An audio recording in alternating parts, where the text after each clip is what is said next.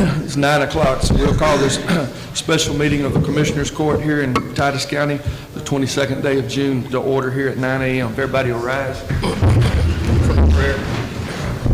Before Jimmy prays, I'd just like for him to mention that we lost a couple of young kids yesterday evening out on 271, and want to keep those families all in our thoughts and prayers. So, Jimmy, if you don't mind adding that.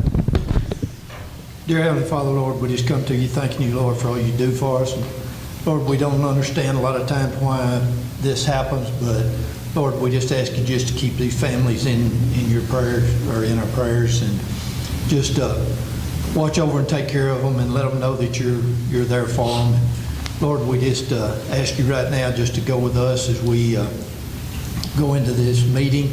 Just give us the wisdom that we need to take care of the business of Titus County. And Lord, just again, thank you for the rain you've sent our way, and we ask you just to be with our men and women overseas, and Lord, just bring them home to us safely and soon, Lord. Lord, just go with us now and help us in everything that we do. In Jesus' name I pray. Amen. Pledge allegiance. I pledge allegiance to the flag of the United States of America and to the republic for which it stands, one nation, under God, indivisible, with liberty and justice for all.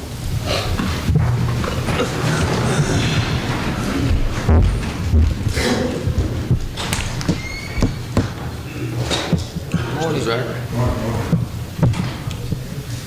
Okay, number one will be the public comments and requests for information on non-agenda items in accordance with Section 551.042, the Texas Open Meetings Act. We'll go through this stack. Before we get into these opening comments, I do want y'all to understand that we will be taking notes and making notes on what you do say and what your opinions are. The commissioners or I will not be, in open comments, will not be speaking back to y'all during those open comments. So don't think that we're not listening to you, that we're ignoring you, but that's the law, and we cannot speak to you on open comments. So we'll start with that and let y'all know, and we'll get started with that. First, we have Mrs. Dana Applewhite.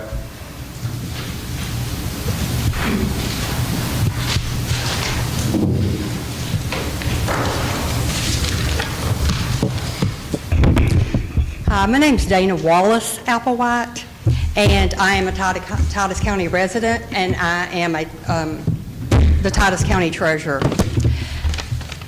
These guys can't speak to you because of they'll break the Texas Open Meeting Act, but I can. First, I'm going to talk about me, and I'm going to tell you something about me. 30 years ago, if you'll speak into the microphone. 30 years ago, I was a single mom. I was a mom. I was a homemaker. And I was raising 3 little boys. But you know what? My life got turned upside down because I lost that husband. And then, Kent Cooper will remember this, because at that funeral, when those 3 little boys knelt down in front of that casket, well, guess what? I had to get strong. Well, now I'm standing up here as a strong elected official.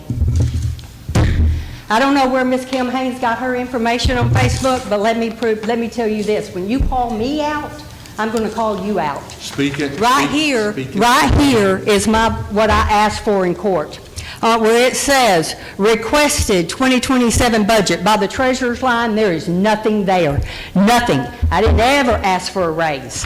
What I did say is that pay all elected officials the same across the board. Now listen to me closely. I don't care how you get to that number. Every one of these commissioners can bring their salaries down to mine. I'm asking for it to be equal across the board for everybody. I paid $750 to run, so did they, everybody except the judge, and he gets additional pay from the state for what he does. So that's the start of it. The other of it is this. Listen to it in court. Listen to it. When I sat there in front of these 5 men up here, I said, I want equal pay. I want equal pay for everybody. I'm not just fighting for me. I'm fighting for every elected official. They need to be the same. What I gave them, and Kent Cooper knows this, because I've been doing this for 3 years when I got here and I realized how lopsided the pay was. I gave them a sheet, and I told them, okay, look here, you've got Hopkins County, Lamar County, Red River County, Cass County, Wood County that pay all their elected officials the same across the board. The only thing I did bring up was I brought up the fact that Franklin County pays more than we do. And Cooper said, well, Franklin County, they have all these lake houses. They bring in all this revenue that we don't get to bring in. Well, you know what? They're sitting on a $5 million fund balance, and we're sitting on a 14, where this court racked up an additional $750,000 last year of you taxpayers' money. And what do? They just put it in their little savings account. Well, I don't think that's right for me. And another thing that I want you to know is the fact that by every citizen, every employee here could get a cost of living raise for what we make off of the interest in Titus County. Every year we make enough money off interest to give a raise.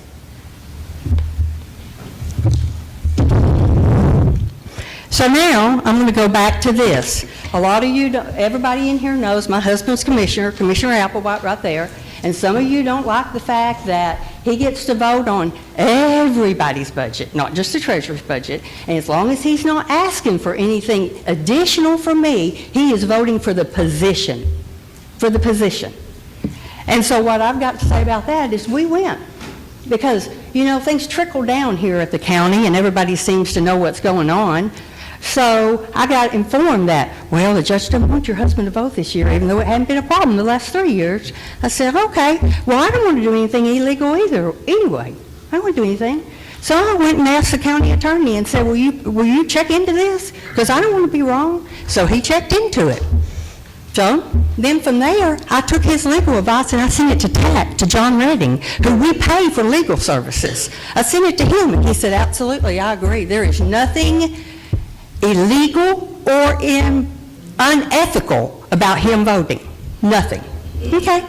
So then I took it across the street and talked to Chuck Bailey and said, Mr. Bailey, I don't want to do anything wrong. What, is this okay? And he looked at John Mark's conclusion. He said, absolutely, there's nothing wrong with this. But Mr. Cooper didn't like those. He didn't like the fact that we have 2 lawyers that were voted on by the public, so he wants to go to, I don't even know if you commissioners know this, he wants to go out and get outside legal counsel to make sure that that's okay. Well, that outside legal counsel came back and said the exact same thing that everybody else said. So, with that, y'all should be getting a bill for that. And if you don't, then there's an issue with that, because I don't know why they would do that for free, because we're paying for their services for something else here for Titus County. That would be Flowers Davis. The other thing that I want to go to is, I'd like to know why that we're not equal. Why are we not?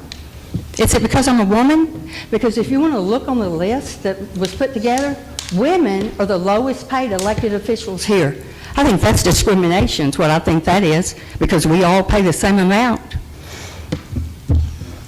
Well, I'm going to tell you, all of you public, I'm here to fight for your wives, for your mothers, for your sisters, for your daughters, and your granddaughters. And if y'all don't have what it takes to fight for your family, shame on you. And I'm going to stand here and I'm going to do it with me as my voice. I'm not going to use some fake name like some of these people do that get on Facebook and discredit women, because I don't discredit women. I pray for them. I stand up for them. When you're happy, I'm going to be happy for you. When you're sad, I'm going to cry with you. But most of all, I'm going to support you. I'm going to buy from you. I'm going to support your local business. I'm going to buy your plates. I'm going to buy your food. So it's time that Titus County stands together and we start here and be equal. And I don't care how we get there, but this is time that we do it. And so now I'm going to turn around and look at you. Jeff Parkman, don't you have 2 daughters? Come on, Jody, I know you got a wife that you love, and I know you have a sister that you thought hung the moon and the stars. Dana Applewhite, you got 3 granddaughters. Jimmy Parker, you've got daughter-in-laws and you've got a granddaughter. So if you're going to make those women stand up here between 5 men and beg for y'all to drop a crumb on the floor for us, it's time you do better. And I'm demanding that you stand up and make this pay equal. Thank you.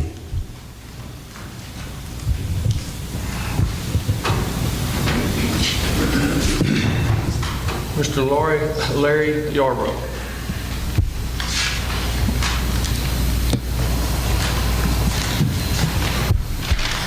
Larry Wabarbo. I live on County Road 3218. And it's hard to follow that, but I want to protest against the raise that's been discussed. If you'll come in our area, Mr. Applewhite's precinct, you'll look at it. We've been begging him for months to cut down a dangerous tree before he kills one of us. I'm afraid for my family to drive down the road. I've sent many emails to him. I know Sheriff Shepherd's called him once because I was in the car with him and he was going to get right on it 2 weeks ago. I think the tree fell yesterday, part of it, or somebody cut it down. So I'm asking, let's see, 1, 2, and 4, give him a hand. If he can't get to it, can one of you guys come over, save my family from getting killed? It's ridiculous him sitting there smirking at me right now, and my family is having to drive under this tree. We've been putting up with his stuff for as long as I've been there, 10 years. We used to have another commissioner. We get a few things done from him. But since Applewhite's been our commissioner in Precinct 3, the roads have gotten terrible. There's choke holes you can fall in all over his precinct, not my little road. But we're seniors. We used to walk up and down 3210. Now we're afraid to walk under it because we're afraid we'll get killed. And we shouldn't have to put up with that. Thank you, Judge. Jana Weatherall.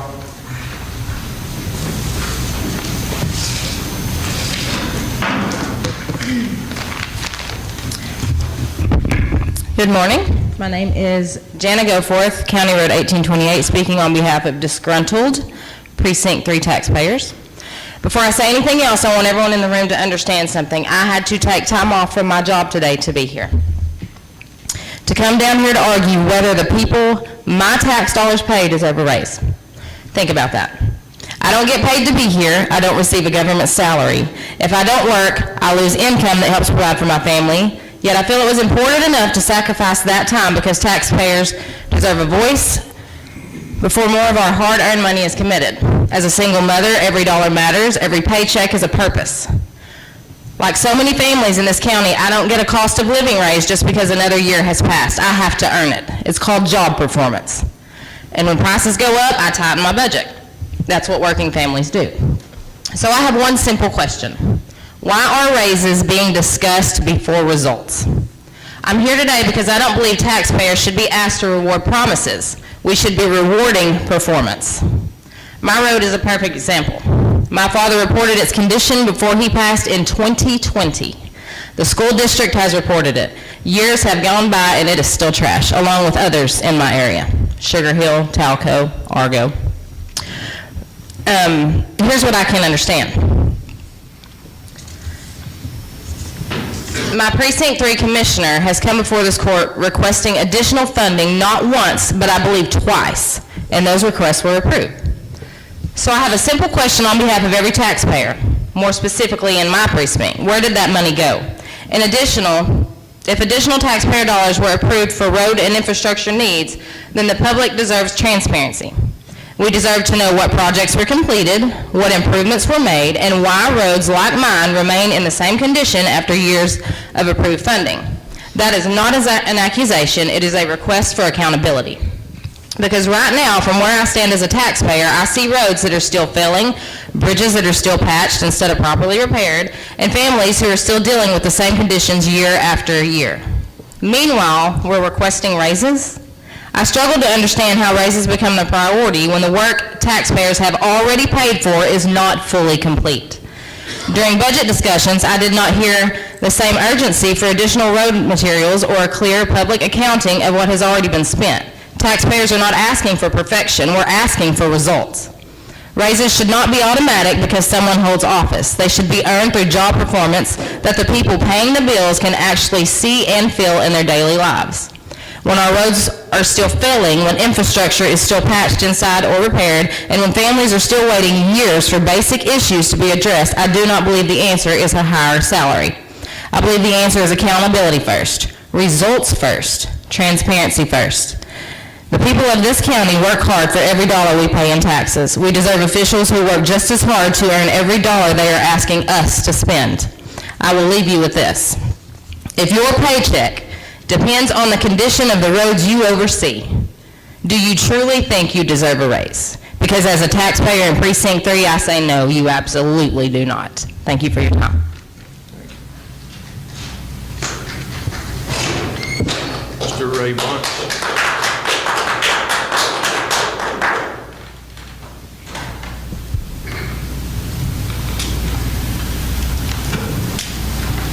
My name is Ray Bunch. I live at 1207 Silver Oak, and I am against this.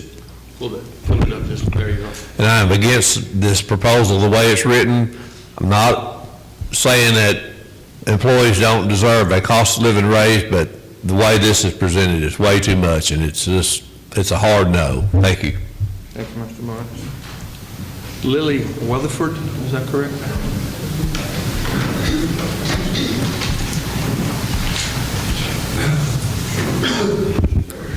Hello, my name is Lily Weatherford. I live out in Cookeville.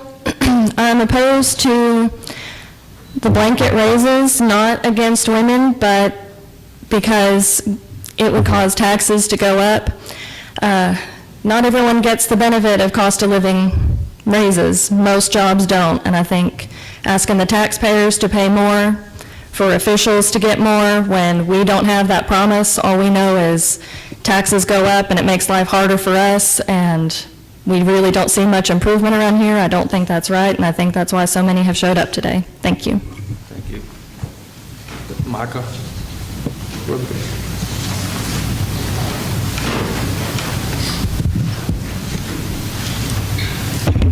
Hello, my name is Michael Weatherford. I live on FM 1000 in Cookeville. I vehemently oppose any raises for elected officials. I think y'all provide a public service to us. I appreciate that, but like my wife was saying, a lot of us don't get to choose when we get raises. You know, I've worked at the same company for 3 years, and the largest raise I ever got was 50 cents. When things get more expensive, we tighten our belt, and then we do what we can. But I oppose any raises for government officials. Thank you. Okay, Mr. Lee. Steve Bolster?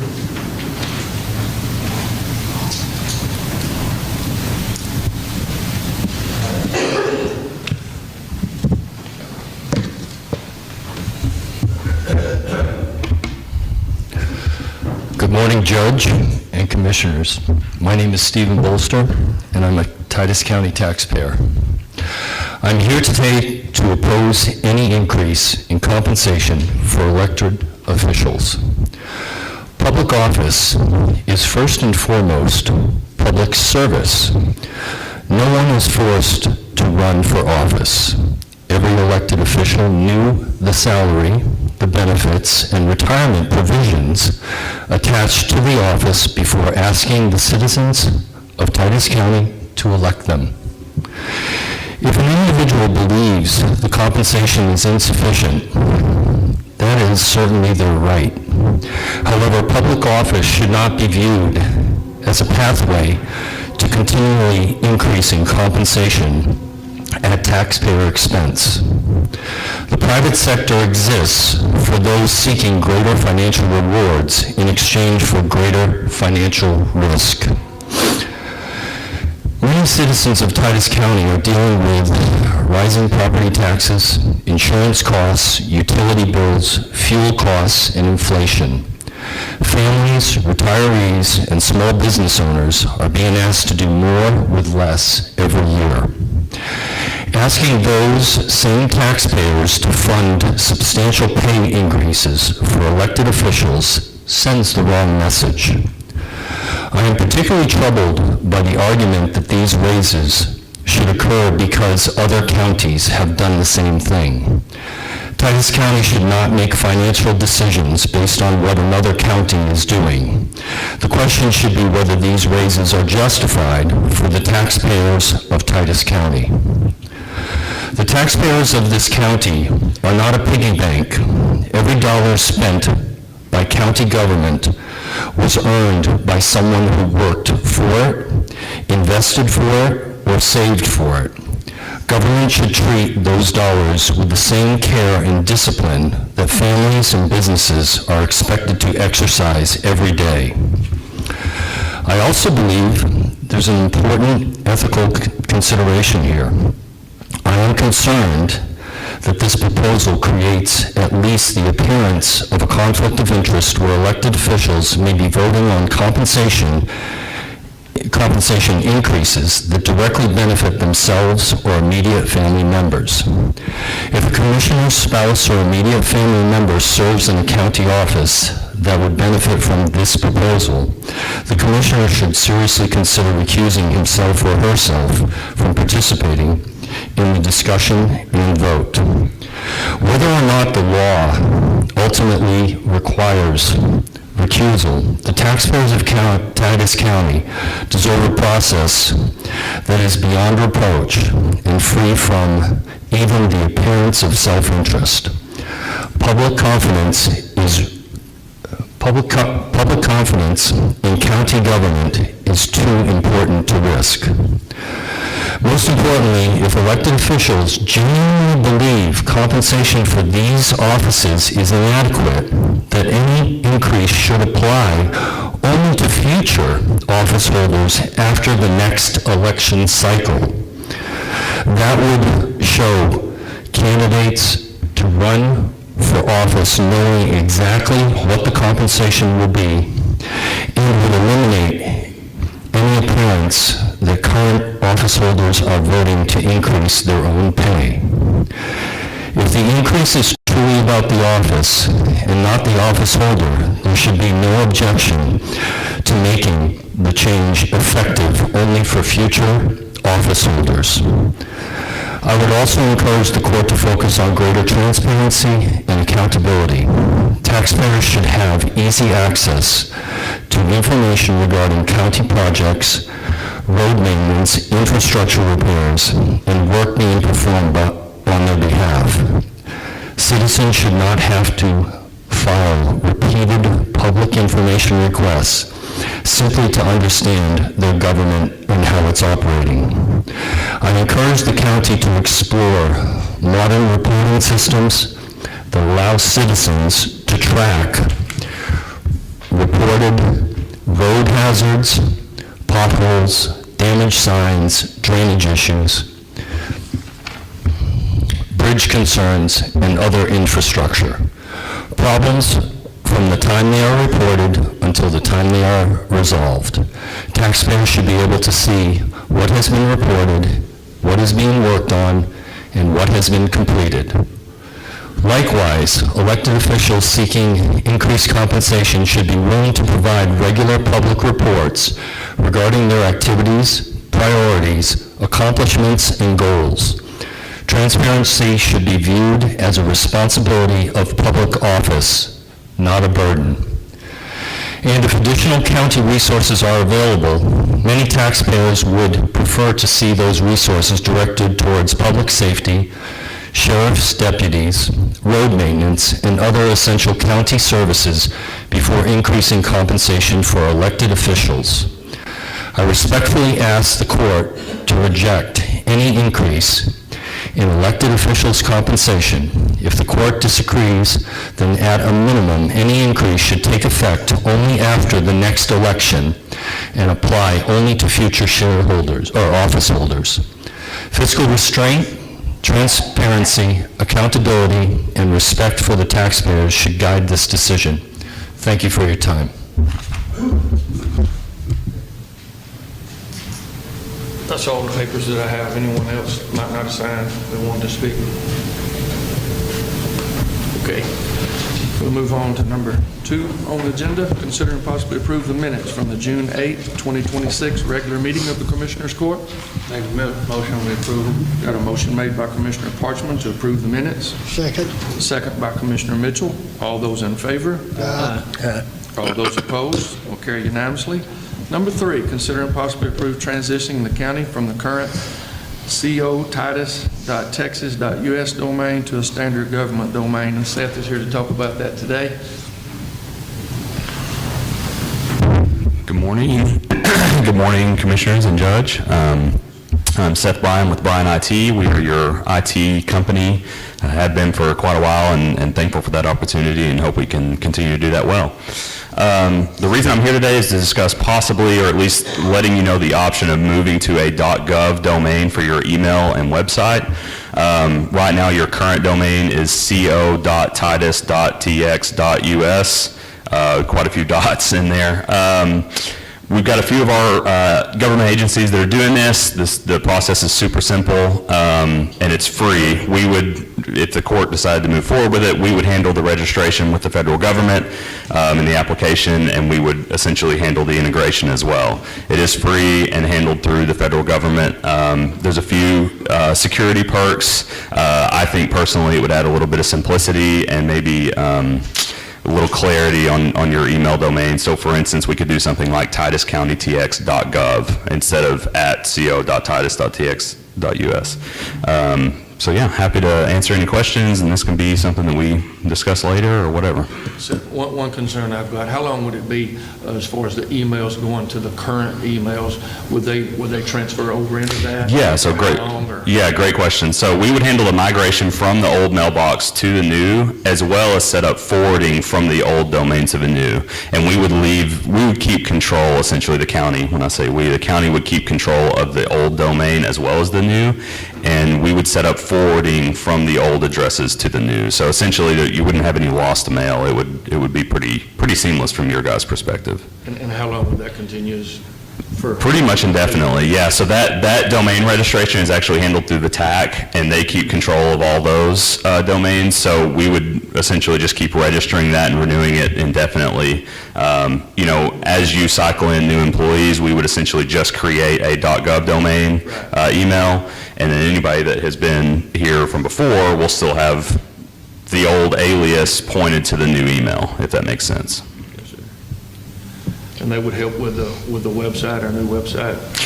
Yeah. It'd be easier getting to that, I'm assuming. Yeah, exactly. It'd be the same domain name for the website, and then we can do the same thing with forwarding on that. So the old website URL would still forward over to the new .gov. That's correct. And with this being said, as far as cost-wise from y'all, I know the feds are paying it, but it's... Yeah, it'd be free for us. We just handle it under our agreement, so. Almost a no-brainer.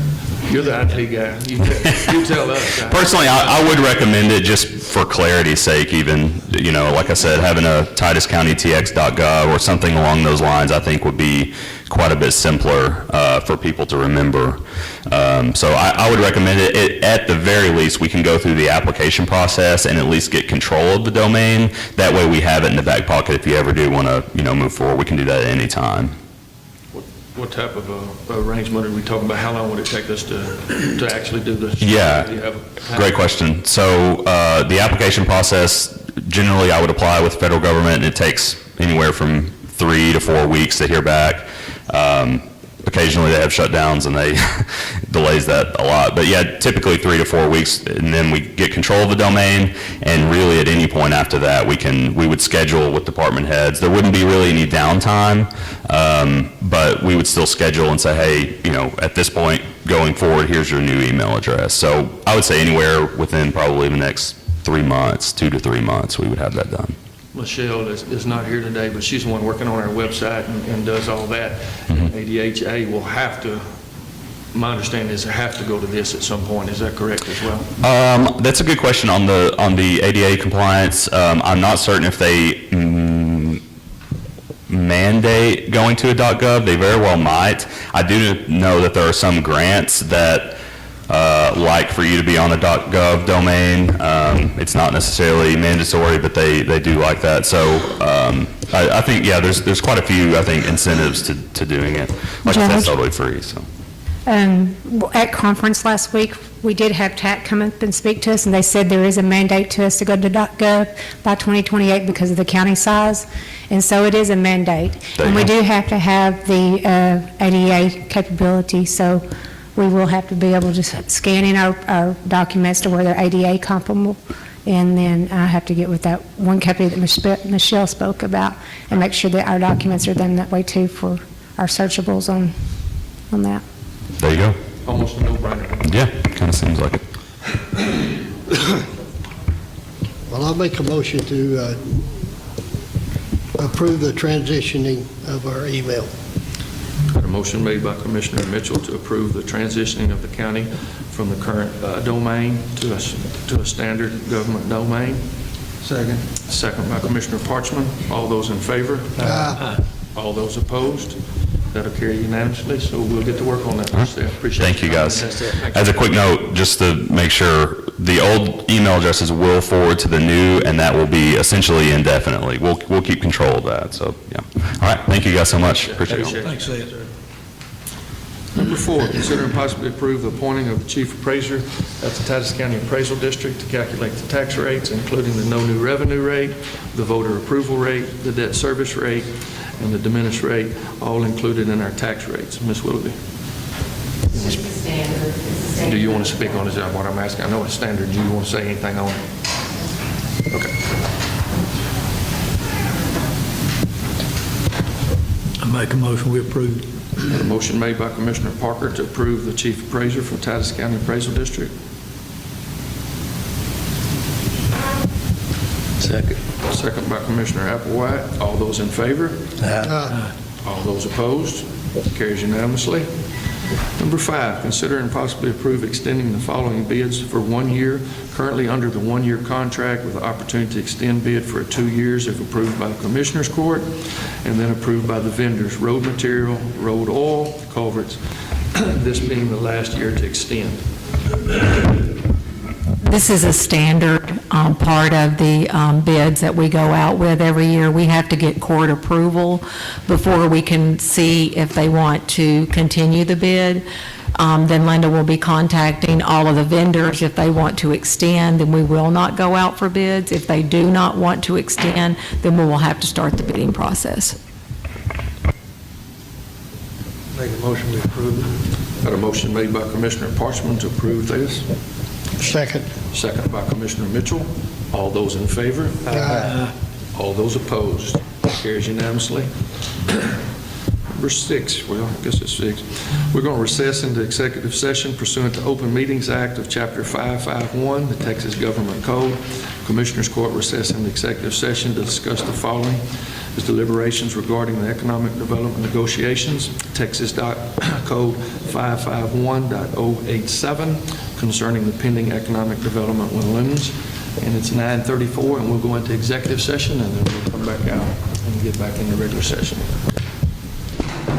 And we got everybody back now, so we'll reconvene from executive session into regular session at 9:52. So number 6 is consider and possibly approve the issuance of tax-exempt industrial development revenue bonds by the Mount Pleasant Economic Development Corporation in benefit of Revive Aluminum Incorporated, aluminum company, and we have Kevin here to talk about it today. Good morning, Judge, Commissioners. Thanks for allowing us to be here. What an exciting day to visit about Illumins and the project that's going in Titus County, just a little bit west of Winfield. And so just to kind of give you a little update, just before I introduce Kevin Twining, the bond counsel, the EDC, Illumins asked the EDC to be the issuing authority on industrial revenue bonds. Industrial revenue bonds are a way for a company to save some points on interest. And so by making these bonds tax exempt, they save, typically it's anywhere from, 1.5% to 2% on interest that they have by being able to issue tax exempt bonds. And so we're just a conduit before Kevin Twining gets up here as bond counsel for Illumins. We went through a process with the Texas Bond Review Board to issue these bonds. The EDC, Titus County, the city of Mount Pleasant, in no way is on the hook for any of the money. This is just a procedural thing for them to be able to get the bonds reviewed and to be issued at a tax exempt rate. So this is one of the processes. We'll have to go through this process with the city because the city is the EDC's governing authority. So I'm going to let Kevin come up here and talk about the TUFRA notice. It's a federal requirement. So Kevin Twining is the bond counsel for the project. So Kevin.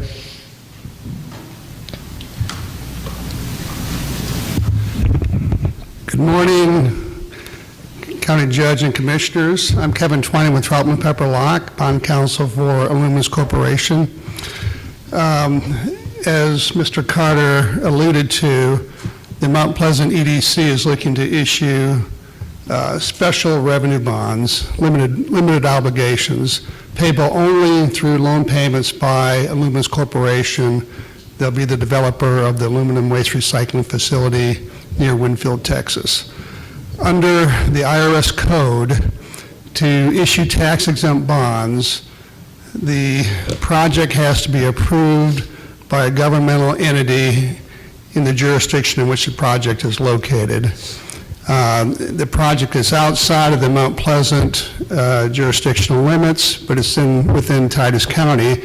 Therefore, we're seeking approval from the Titus County Commissioners Court for the project, which will allow the Mount Pleasant EDC to issue tax-exempt bonds. If you have any questions, I'd be glad to answer them. We appreciate you being here today, Kevin, and like I said, as Kevin stated earlier, we're excited about this, and thank you for coming and presenting this to us today. Thank you.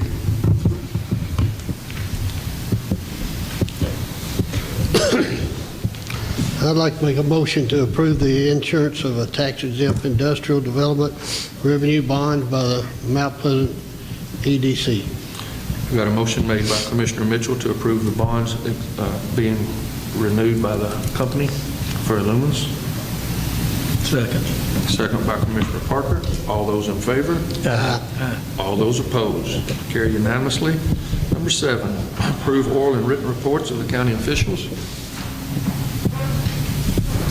Make a motion to approve the written reports. Got a motion made by Commissioner Parchman to approve the oral and written reports. Second. Second by Commissioner Mitchell. All those in favor? Aye. All those opposed? Carries unanimously. Number 9, approve budget amendments. Ms. Nanette. We have one budget amendment. It's 2026-08. This is in reference to the workshop the other day when the jail control and emergency communication system needed to be replaced. It was decided at that time to go ahead and move $300,000 from the contingency fund over to capital outlay for the jail so that we could get that purchased. There also was 2 other items that were requested during that workshop. One was for 2 boilers for the jail and for an air conditioning system. We already have funds available in 2 general ledger accounts. One is the repair and maintenance for the general fund, where we're going to use the $78,000, and we had another item that still had funds available in it, which was for the HAVEC system, for the $40,000 for the HAVEC system. So that's just for transparency purposes, but the budget amendment itself is only for the $300,000. Thank you.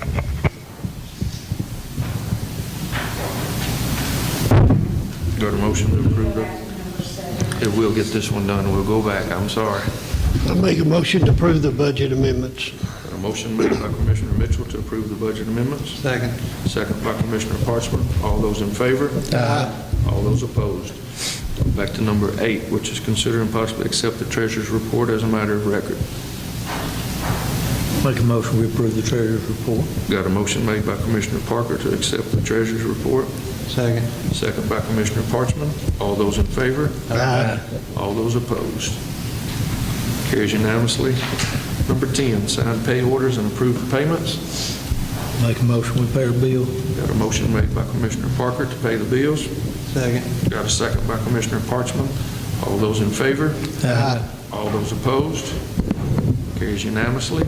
Number 11, closing comments. Jeff? Yeah, I have one. Given recent events, I want to encourage everyone to watch the meeting from June 11th to see what was actually said. If anyone has any questions, I would be glad to clear any confusion. Let me be clear, I am not looking to raise any taxes. No comment. I'd just like to say I'm glad we got the rain. We needed The it. rain. And Ms. Applewhite, in your comments earlier, yes, I did ask legal counsel, and I will always do that when I have concerned citizens calling me and asking me if it's legal or illegal. I will reach out to that. I did not know that Mr. Coburn had been called, didn't know that the district attorney had been asked about it. That's the first I heard of that was today. Or you could have asked But me about it. this is my comment, so. Anyway, I have people asking, and I will stand up for the citizens and ask those questions. With that being said, I want to keep those families in our thoughts and prayers that lost their loved ones out on 271 yesterday. A tragic deal with some young people, and we never know. So keep those families in your thoughts and prayers. And with that, we're not going to go into a workshop. So we're going to adjourn, then go into a workshop. Is the workshop posted? I don't know. I ain't never had it on that this way.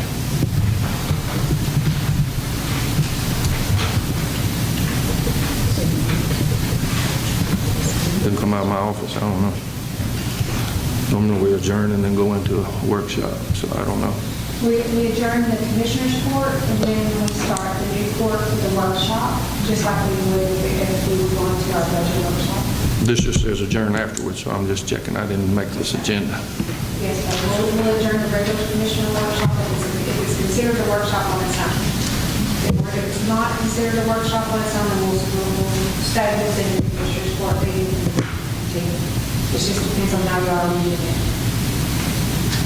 We did this in I'll entertain a motion to adjourn then from this, and then we'll... I'll make a motion to adjourn. Got a motion made by Commissioner Mitchell to adjourn, second by Commissioner Parker. All those in favor? Aye. All those opposed? We'll close at 10:01, and then we'll open up the workshop at 10:01.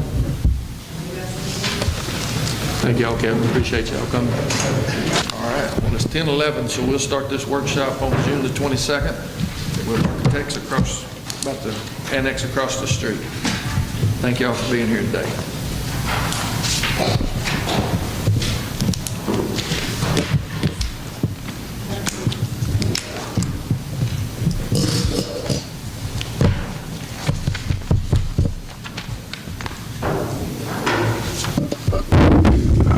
All right, good morning. Good morning. All right, my name is Renee Powell, and I'm from Architexas, and I've got... Anna Cairns, also from Architexas.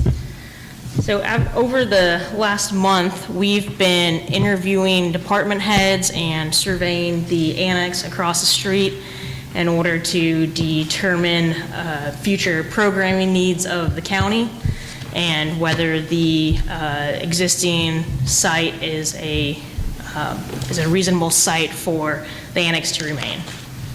And so we're going to kind of go through some of our findings from the last month. So I'm going to start off just some of the key points that we had from our survey. What we noticed was that we need to incorporate more of the best practices for court facility design into the Titus County Annex. Right now, the challenge is that there are some deficiencies that is making the annex building less safe and functional.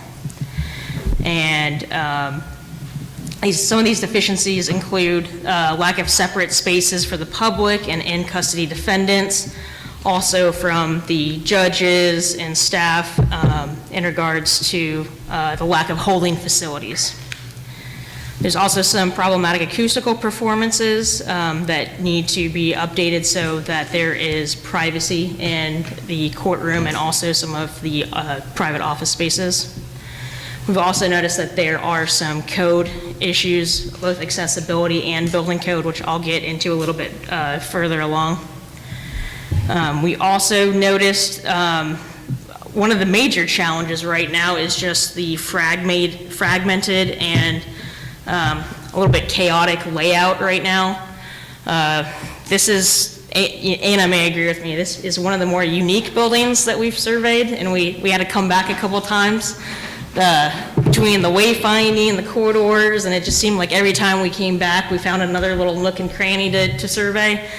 So there's definitely a large amount of underutilized spaces in the annex, and there's also circulation paths that could be improved, and definitely that starts with wayfinding, better signage, but also just providing better direct routes for the public.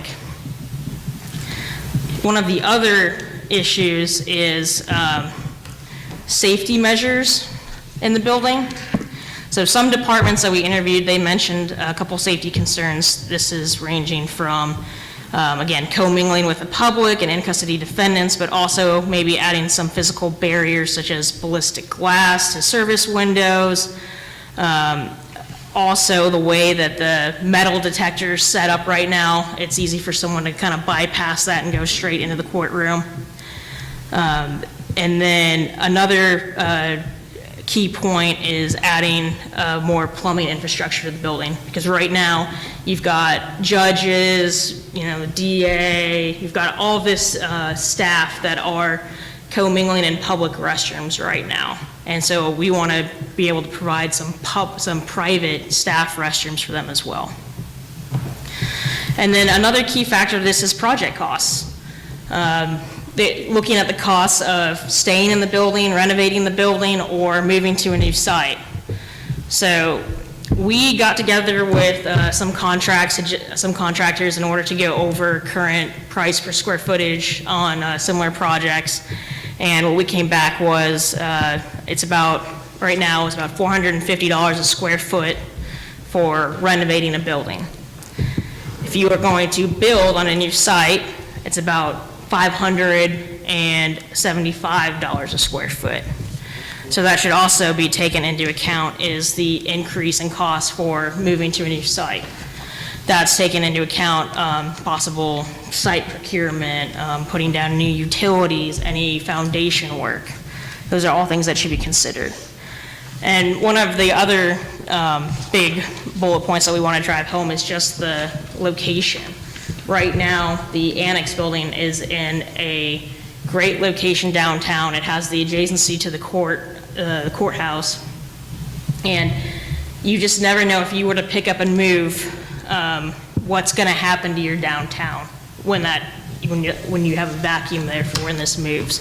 Because right now, that building is bringing people to downtown and helping local businesses. So, Anna, do you want to talk a little bit about the history of the site? Yeah, so the current configuration, as you can kind of see it today, we see in the Sanborn Fire Insurance map in 1911. So a lot of those exterior walls have been there since 1911. The south side of the square was the last one to kind of be built out and developed, so it makes a lot of sense for that to be the side that has kind of been infilled with the Guarantee Bank and then creates that facade that we see there today. Thank you. So now I'm going to dig into some of the square footage numbers that I got after interviewing staff. We basically looked at what staff is saying their current needs are, their needs in 10 years, their needs in 20 years. Hey, Dylan, Yep.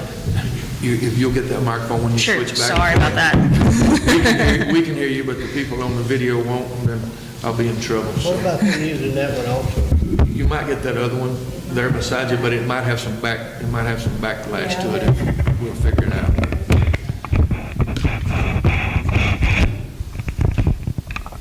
Sorry about that. It just, when they can't hear on the video, then they.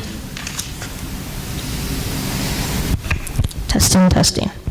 Okay, so what we looked at was the site as a whole. So that's from where the current server room is on the east side, going all the way to the corner where the Printworks building is. And then we also included elections as well, which is in that separate building on the west side. And when you put together all of that square footage, you get just south of 30,000 square feet. And on our initial calculations, the current needs for the county would be right in that sweet spot, right around 20,000 square feet for current needs. Now, when in the next 10 years, the next 20 years, it's going to up to about 32,000 square feet in 20 years. So what that tells us is that we have to look at the site for ways to recapture some of that square footage. And the opportunities that we saw were utilizing the second floor, because right now that second floor is only used for storage, and then there's outdated restrooms up there that are not being used. We can add a addition to that and kind of extend that out a little bit more. Another avenue is to look at the east side. Historically, there was a 2-story brick building where that current side parking lot is. So if the county needs additional square footage in the future, we can build back that 2-story building, and we've got great historic photos of what that looked like. But one thing that we do want to really emphasize with this study is the square footage numbers are based on our interviews with department heads, and a lot of them are accounting for growth over the next 10, 20 years. And when you compare that to what the actual population growth is, since 2010, the population has had a slow decrease, but since 2020, it's kind of leveled off. So while department heads are telling us they might need, they're projecting more staff and more square footage, that when you compare it to the population growth, the numbers may be a little bit more conservative. So if that's true, then the square footage that's currently in that building would be adequate. If you're trying to be more conservative, though, and going, I should say, best case scenario, which is growth and the departments are growing, then again, you would look at adding that 2-story building on the east side where that side parking lot is. So for now, yep. They're saying that the growth's not going to come down, and Sheriff Bragg can tell you, they say our population numbers are going down, but our courtrooms are filled up once a month for criminal court. His jail's filled up as well. So I understand that, and we're not bringing everybody that's coming across the street is not here to eat at Laura's and Nordello. So with that being said, I understand what the projected numbers are, but I think Sheriff will agree with me when we're carrying anywhere from 170 prisoners a day over there. We're growing somewhere. It may not be in the right ways, but we are in our jail and across the street and here in our criminal court as well. Absolutely. All right, so to kind of wrap up some of our other observations was, I'll go into a little bit of some of the existing code issues and accessibility issues with the building. Building code-wise, this is considered a mixed-use building. You've got courtroom functions that are assembly spaces, and then you've got offices that are business, and right now, there are not any fire-rated separations between these two occupancies, and there's no fire suppression system. So what that means is you either need to do one or the other, which is add a fire suppression system or add fire-rated walls. Those walls would need to go all the way up to the roof deck to separate the courtrooms from the business occupancies. Some of the other issues that we encountered was also accessibility. You've got some ramps and stairs that have minor deficiencies, like needing handrails extensions. Some of the restrooms are not compliant. It's about half the restrooms right now that are not compliant, and there's 2 public restrooms off of the district court, and there's 2 that are upstairs that are not being utilized right now. And that is one of the biggest wish list items for staff, was having staff private restrooms. So we would want to consider updating those restrooms and bringing them up to code. One of the other things to consider is utilizing that second story. Right now, there is a stair that goes up there. There's no elevator. So if you want to avoid putting an elevator in, it's putting uses up there that would not trigger that, which are low occupancy uses like storage or maybe just small office space like a server office. If you do want to put staff up there, then that would trigger needing an elevator or a Lula lift if the occupancy count goes over 5. So that's something else to consider with expanding on the second floor, is trying to utilize that space in ways that are most cost effective. let's see.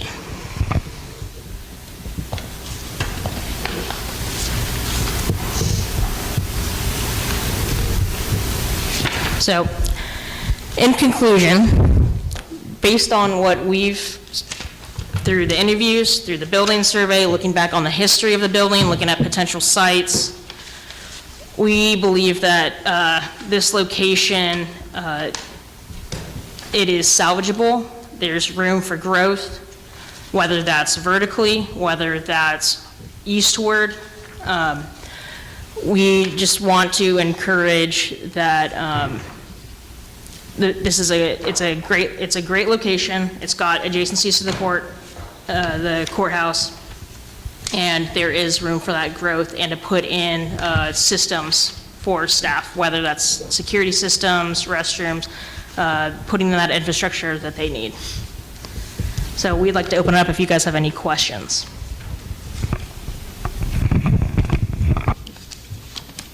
Have y'all come up with the cost of this so far? So for the cost, for the costs, we contacted some contractors that we work with on historic and existing buildings in order to get that rough cost per square foot number. And that we want to emphasize, that is a rough cost per square foot number based on projects that our contacts are using right now. We'd obviously want to do a full-blown cost estimate if we were to proceed forward with the renovation. With the renovation that y'all did, the drawings on for the front and all, any of this work that you're saying needs to be done here, would that affect any of that? Could you still do the front of it and then do the insides? We always recommend to do the project at the same time and to not phase it out. We've had a lot of clients that have attempted to do a phased project and because they wanted to stay in the building, and then a couple weeks in, they regretted that. So if you want a phased approach by doing the exterior first and then the interior, that's something that we could look at, but just in our past experience, it's not been something that the inhabitants of the building have been a fan of. So another deal would be, if we did, we'd have to shut it all down. So we'd have to have somewhere for the court, those offices and all of those things to go, whether we remodel. If we're remodeling, we definitely have to do that. If we go off-site, then we could stay in that building until the other one's completed. Absolutely. And you're probably looking at construction that's probably, 18, 24 months probably of being off-site. That small room back behind the print shop there, I don't know if they told you the elections is going to need it as well, so. Yes, we have counted that for the elections department, yeah. Right. I don't want you to think you could use that because no. My election office will be over here ranting ready with a lot of new changes. That will have to be one of our precinct boxes there to vote with, so at this time if they don't get it changed. Yeah.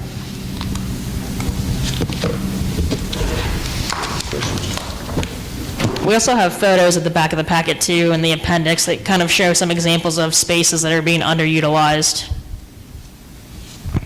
I'm assuming when we go through this, there'll be pictures of the back of that as well. If you're going to redo the whole thing, I'm assuming that we would. Oh yes. We change that back side up too as well. Yes, if we do a full renovation, then we'll definitely look at all elevations of the building. We'll look at the site, the back parking lot, because we're also going to want to look at approaches to the building, where the public's coming in, where the prisoners are coming in from the back, or secured entry. Absolutely.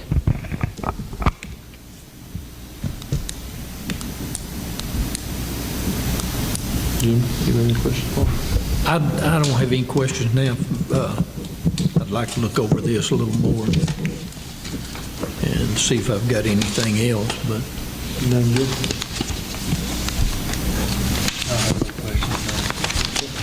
I just think I'll go through this detail in our next meeting and may have a lot more questions. All of the stuff you give me here. Then y'all can reach out to them and speak with them individually if you like as well. Really?